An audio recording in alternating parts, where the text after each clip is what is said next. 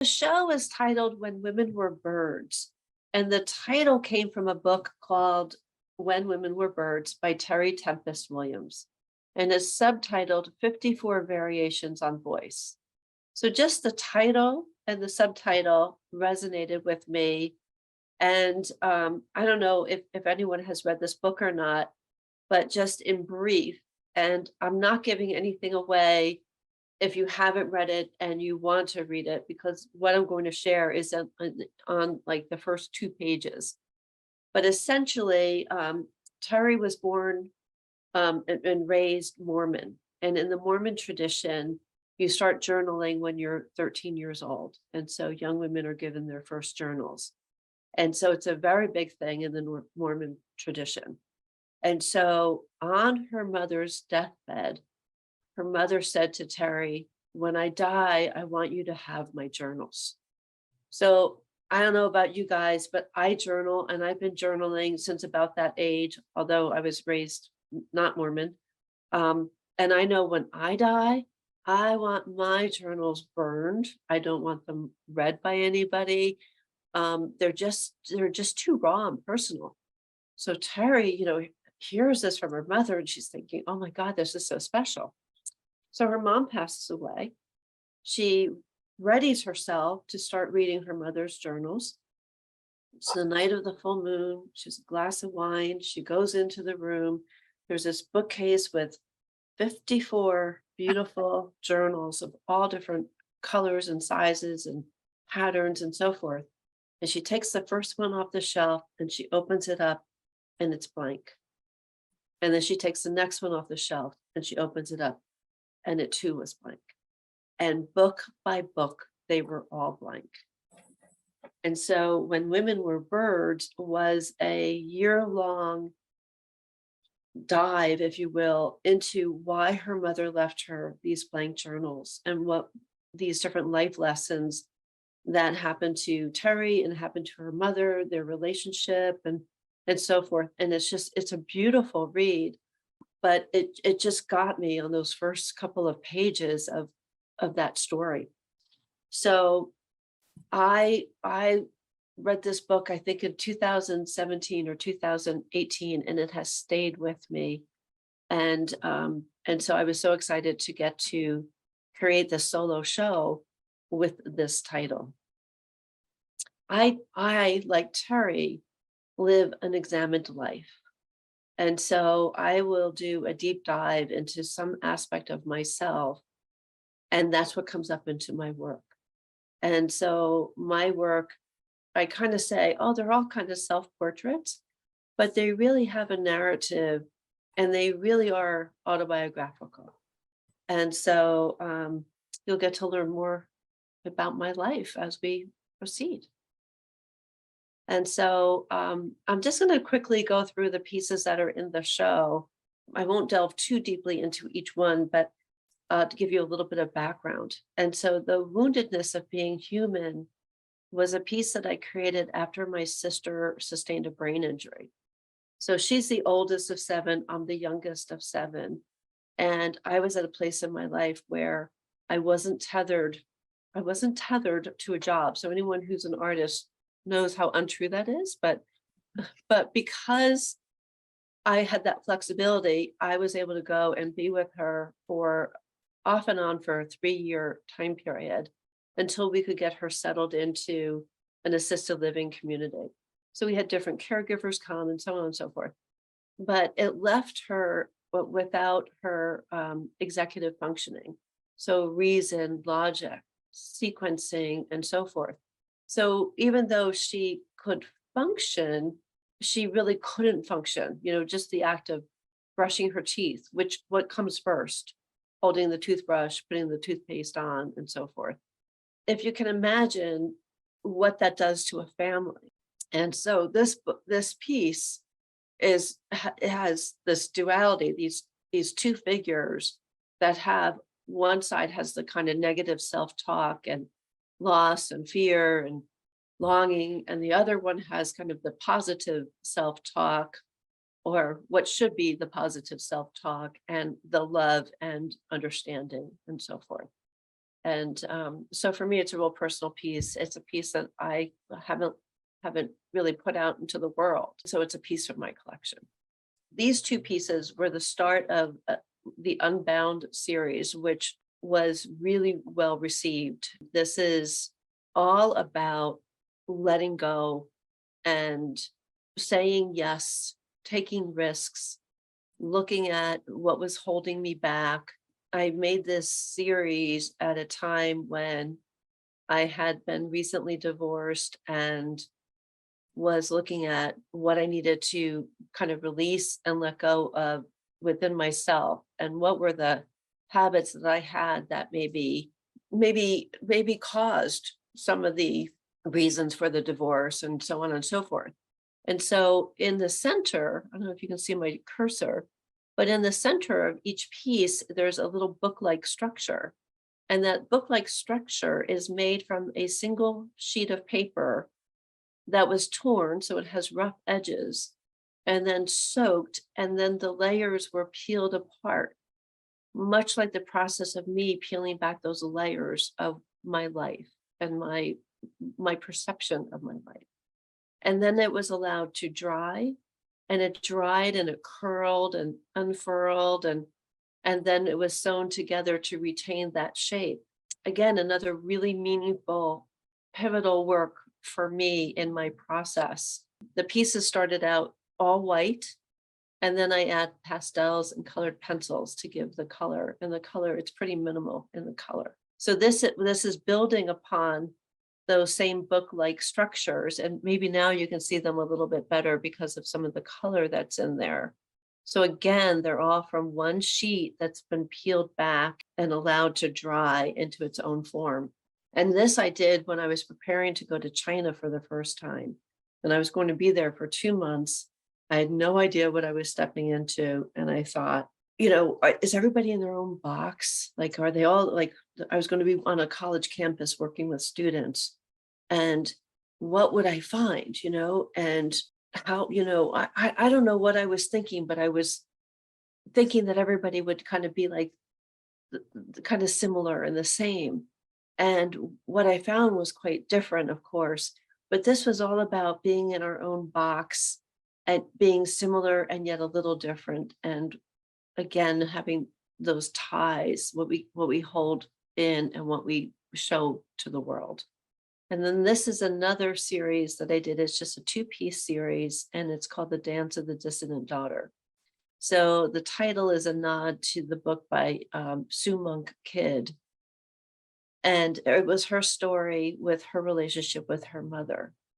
And so this was this aspect of the individual self of me, the individual self of my mother, and then the unit of who we are together. And the all white piece on the left, The Dance of the Dissident Daughter 1, it was about everything that was perfect in our relationship. And so it's all white, it's pure. There's a tension between the book-like structures, but yet there's a looseness that's there as well. So it's a holding on, and as well as a space for that individuality. And the same is true on The Dance of the Dissident Daughter 2, but that was about everything that was difficult within a relationship. And you can see that central form that is really tightly sewn. And so that's our relationship that is tense. I could just say that I was not an easy kid to raise. My mother was 45 when I was born. She was tired. She had 7 kids in 15 years. And so, a very different approach to parenting me than my other siblings. And so it was challenging. I was finicky with food. I was very particular. I had a very specific aesthetic that she did not understand at all. And so this piece was almost assaulted as I made it. I used razor blades and made marks into the paper. I stabbed it with my awls. I put color on, and then I sanded it off. And I mean, it just went through a whole lot of processes to get to where it is. And I love it. And I love the complexity of the relationship that I had with her. And I think these pieces really convey that, or they do for me.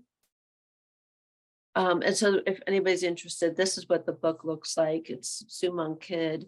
And I think I still kind of oppose the the conventional. And I think that was it. So as I moved forward, and so in preparing for the show, I thought of this show as a little bit of a retrospective and picking out certain pieces that were kind of pivotal pieces for me. And and so this is one, this series called The Permeability of Being Alone. And I had so I volunteer with an organization called the World Academy for the Future of Women. And the academy is a leadership program in countries like China and Bangladesh, Peru, Nepal, and so forth. And so far, I've have facilitated in China and Bangladesh. And so I'm on a college campus for 5 weeks minimum, and teaching leadership. And then while I was in China, I actually went on a grant from the State Department and did some workshops with rural villagers in the local area. So at any rate, I had gone to Bangladesh, and it was loud and noisy. It was busy. It's congested, and I had an apartment, and it was just a little bit from campus, but it took, if you it's probably a 10-minute walk, but if you drove it, it would take about a half an hour because of the traffic and the congestion. And the city never slept.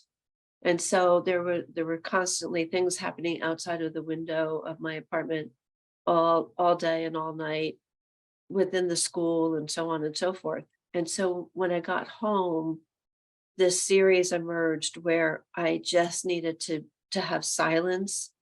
I needed to just be by myself. And I really looked at the aspect of alone versus lonely, which were things that had percolated for me while I was in Bangladesh, and I was able to expand upon once I got home. And what was so interesting is that all of the work that I did in this series, I I felt like it prepared me for the pandemic and for the shutdown. The shutdown did not feel as hard for me because of it. And I don't know if it would have been different had I not made this series and not gone through that process of just really being alone and at peace with alone. So for me, I love mandalas. My former husband was on here. I don't know if he's still here, Marty, but we had a gallery together and represented kaleidoscope artists and collected kaleidoscopes. And the mandala and the symbolism and the symmetry and the metaphor of the kaleidoscope itself is something that has just resonated with me for all of my adult life. And so I started making mandalas as an adult, just kind of playing around off and on with them. And they just kind of started to show up in my work.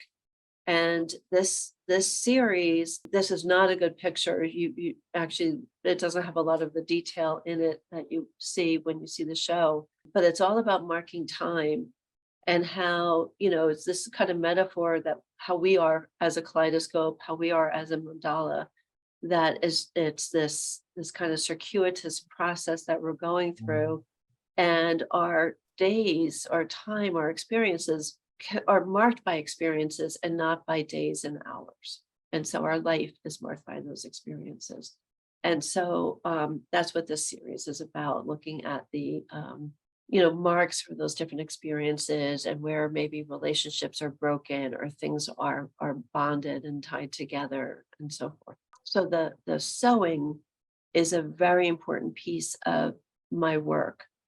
I started out as a bookmaker, and so my with my roots in bookmaking, I wanted to make more interesting books.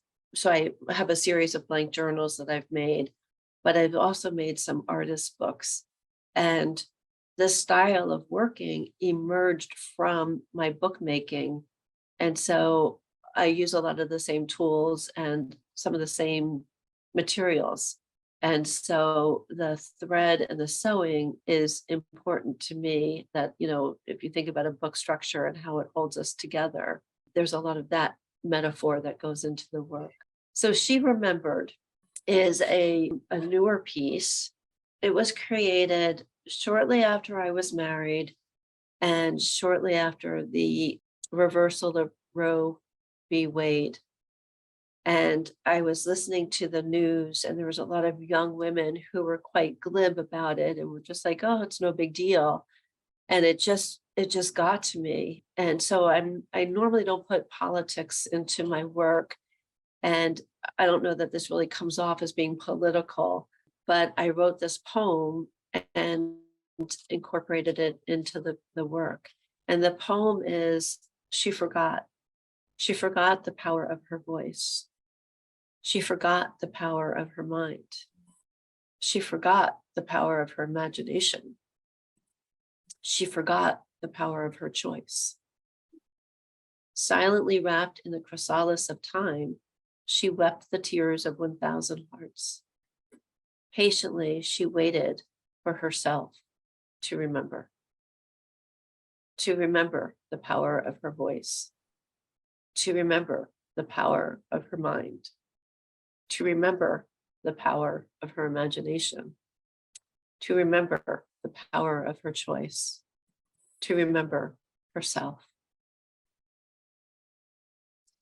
So the poem is written within the figure itself.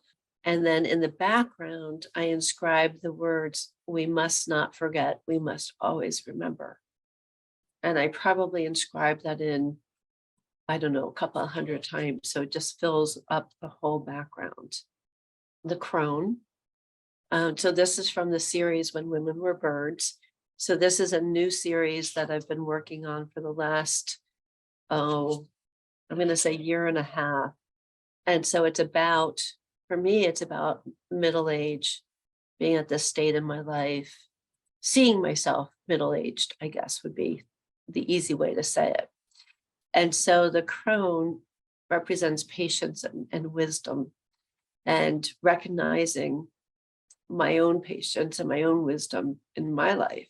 And so she's wrapped in her shawl, and she doesn't necessarily see, because it's about a knowing. I don't know if that makes sense, but I think we get to a point in life where we can just kind of know because of our experiences and what we've achieved intellectually and emotionally. And then from the same series, this is a piece called Joy. And so this is about the importance of relationships and connections. And with this piece, I can't believe I'm going to share this out loud because it sounds a little bit corny, but we have chickens. We raise chickens. We have 7 chickens right now. And this reminds me of happy chickens. And so the piece just makes me really happy, even though it's very subdued in its color and its forms. But it's all about us being connected. The figures are all kind of sewn together, yet they're individual. And I just really love this piece. I feel so happy when I look at it. And then this is called Wisdom. And so this is about unraveling and letting go of what is not yours to carry.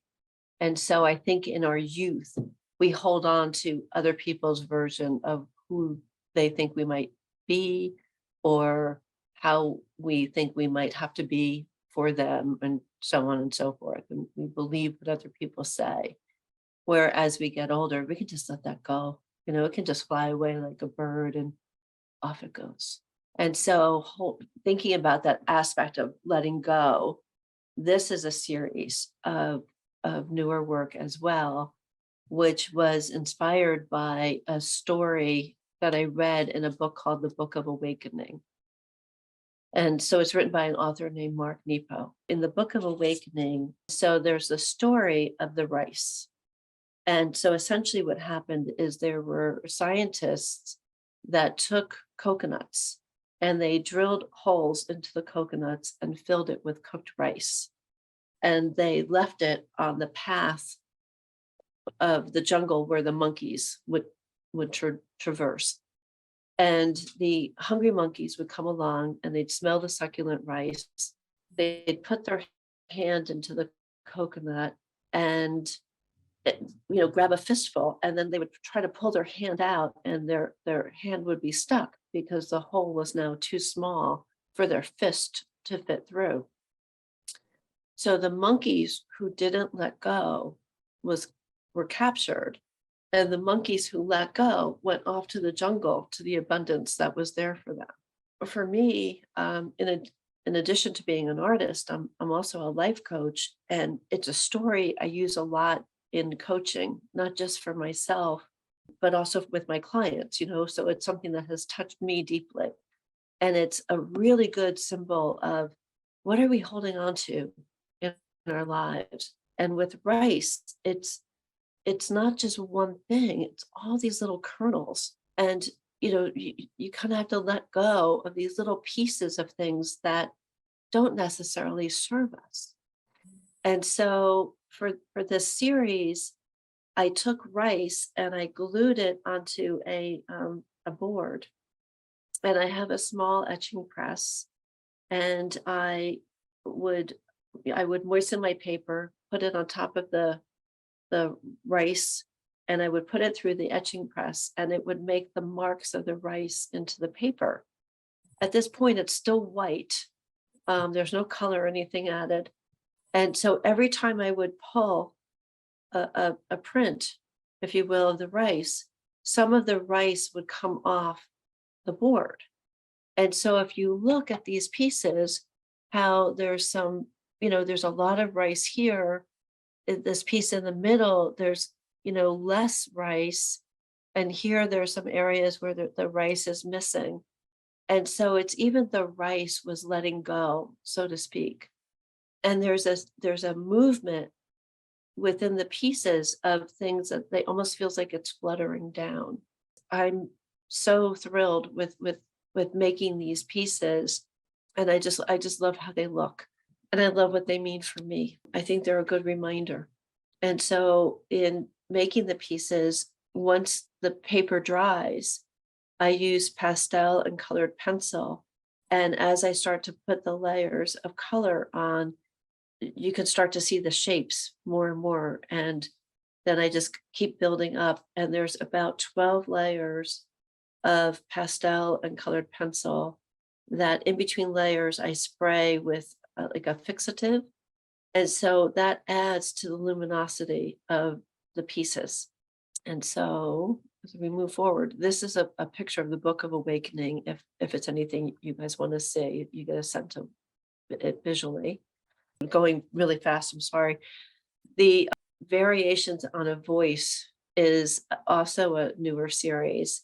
And this is kind of from that subtitle of When Women Were Birds, 54 Variations on Voice. I just have 7 of them so far. And so in this, move forward, you can see where I wrote the word no in the background, and I have the word boundaries where I hand wrote it with graphite into the figure. And so I chose writing the background, using cursive, because cursive is no longer being taught in schools.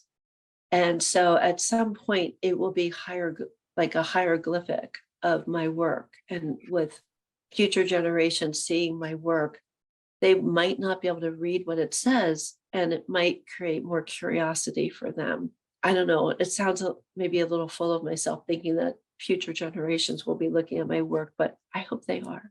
But at any rate, in this instance of no, when we say no to something, we are creating a boundary for ourselves. Sorry, I really can't do whatever this is that you're asking me to do, rather than saying yes and being a people pleaser and exhausting ourselves in that process.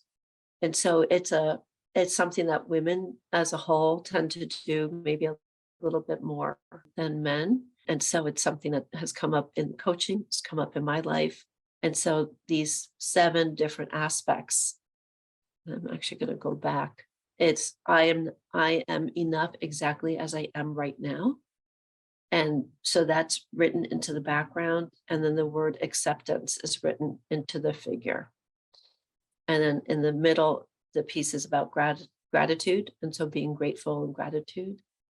And then on the right, it's yes and risk, and saying yes to something that maybe you're afraid to say yes to, saying yes to love, or yes to going on an adventure, or to a new job, or whatever it might be.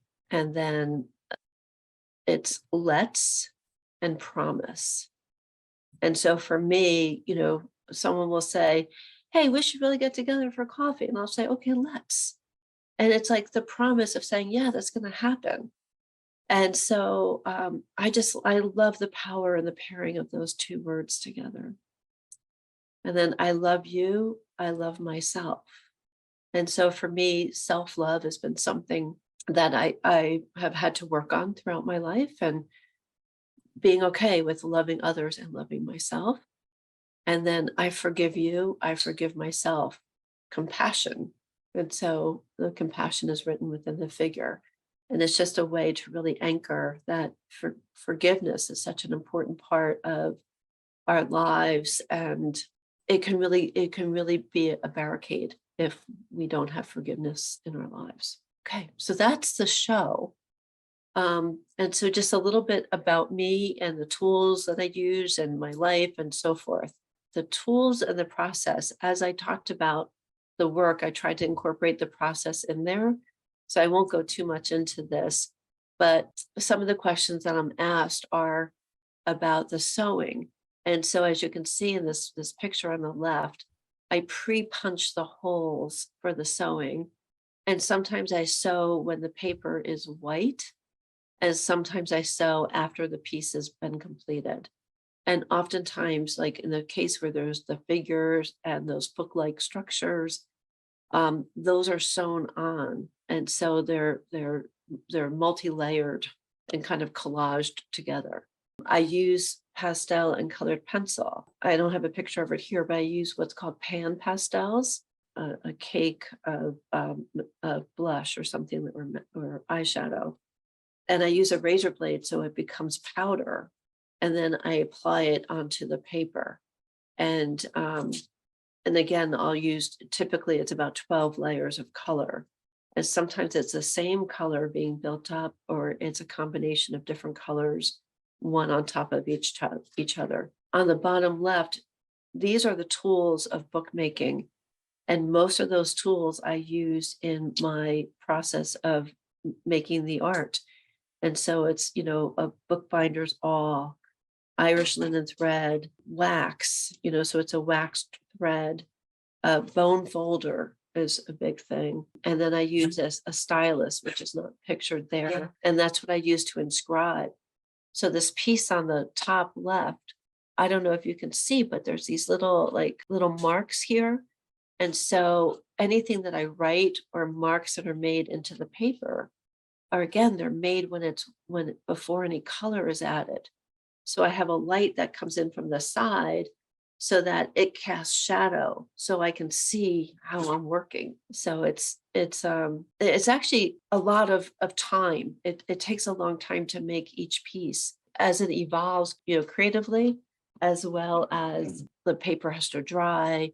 It gets formed, it gets cut, torn, sewn together, all of that. So home life. I share my life with my partner, David.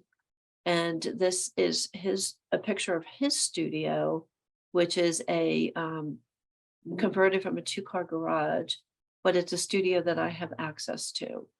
So as a life coach, I'll also do workshops. And so it's a space that I can use to host workshops, or we'll have art shows. And so, we'll clean it out, put up our art walls, and have different events there. And so it's really quite a lovely space. And we have gardens. So this picture also showed a little bit of the gardens, even though it was taken at night. My studio is a little bit smaller, And my studio has to be really clean, working with the paper. If my hands are smudgy or dirty, or, I can't use moisturizer and things like that working with paper. So everything is pretty tidy and as clean as it can be. So Wow. speaking of the dog, there he is, up front and center. He is the leader of the pack.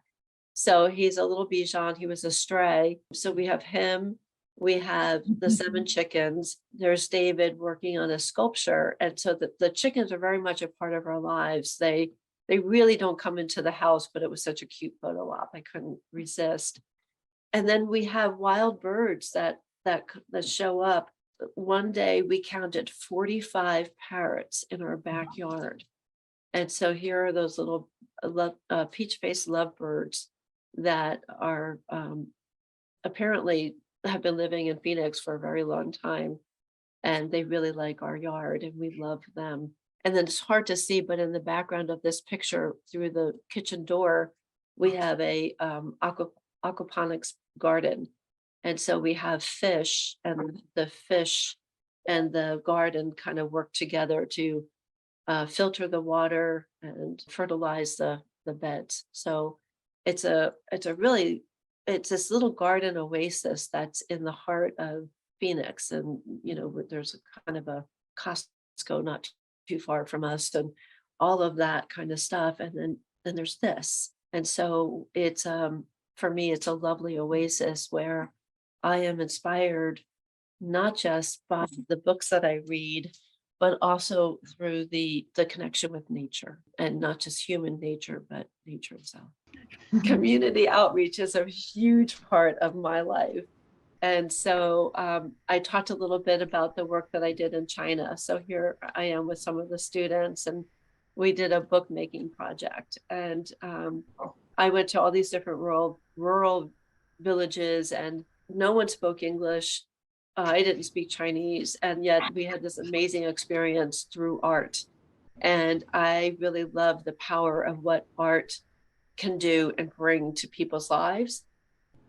And I love being able to bring that to other people's lives. And I feel like I do that through my work, my artwork itself, but also through my volunteerism and my passions. And so I have not only facilitated the classes in China, but I have facilitated classes here since the mid-teens, 2015, 2016. I've worked with survivors of suicide, with veterans, non-English speaking adult refugees, young girls who have been sexually abused and trafficked, and Native American elders. And it is some of the most rewarding work that I have done, and seeing people, essentially people whose lives have been touched by trauma and tragedy, find their way back to themselves through the creative process. And so I'm not an art therapist, so we can't call our programs art therapy, but anyone that's here that has made art knows that art making makes such a difference in our lives. And so it's just really, I feel so blessed that at this stage of my life, I have the opportunity to do this kind of work and to be with people who have really overcome some pretty amazing things. And so because of that opportunity, myself and my team, Dr. Karen Sada, Dr. Lisa Wayman, and my partner husband, David Bradley, we applied for an NEA research grant to research the impact of a leisure arts program on veterans' mood, sociability, and cognition. And it was a 2-year research program. So we held it at Paradise Valley Community College. It was on in the ceramics department, as David is a ceramics artist and the head of their ceramic division.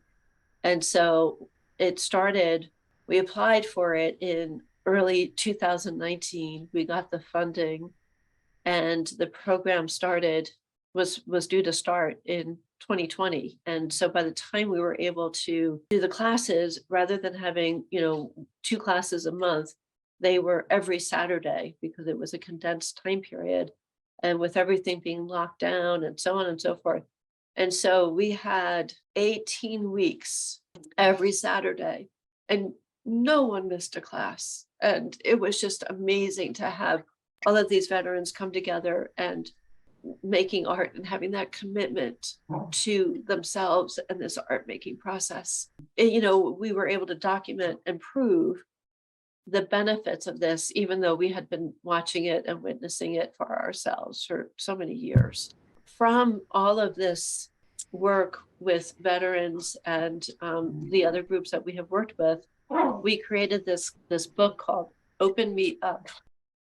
It's a journey with creativity and artistic fun. So it's essentially a book of art prompts. I am currently the head of the Arizona Art Alliance.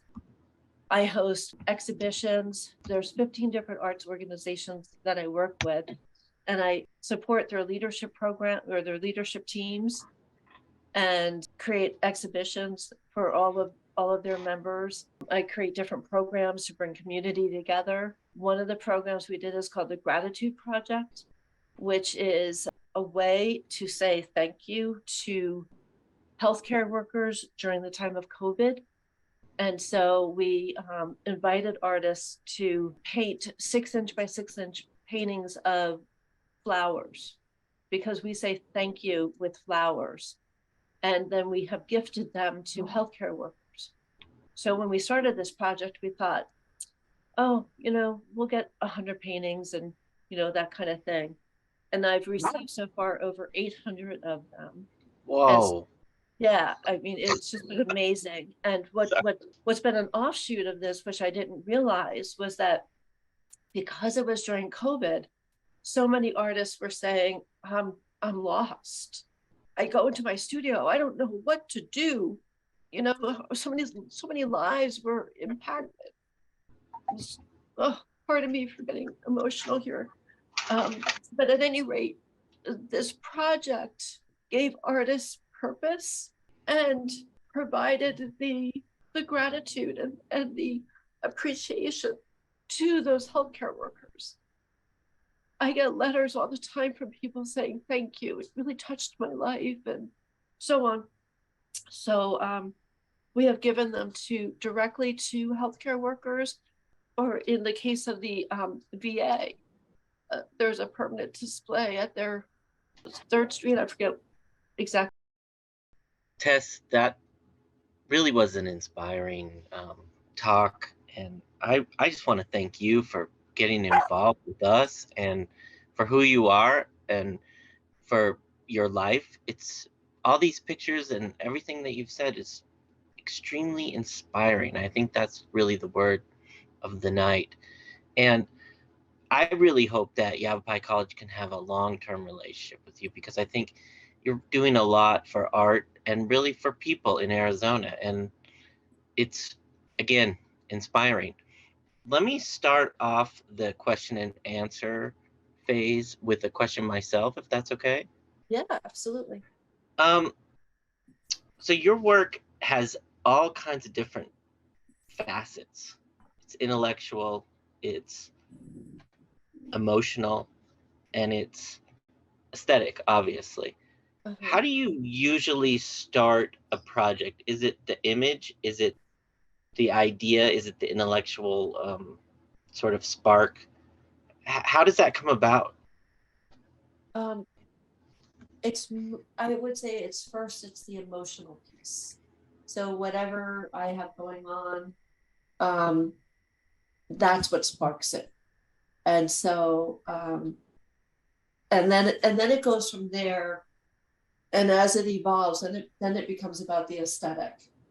And so typically I'll work in a series, because I'll have the emotional piece, and maybe that first piece is like really raw and maybe not necessarily complete, because it's almost like if it was a writer and they do stream of consciousness, and then they have to go in and edit. And so that's probably as close to the process that I can say is what happens for me. Does that make sense? It does, and it's so completely different from the way that I work that I find it fascinating. And I just think that the emotion, even though your work is quite I'm not going to say simple, but it's very clear and a little bit minimalist. Uh-huh. But I think the emotion always comes through deeply. Well, thank you. Thank you Does for that. anybody else have any questions for Tess? I do. I'm Ann Alexander and wanted to find out what type of paper do you use?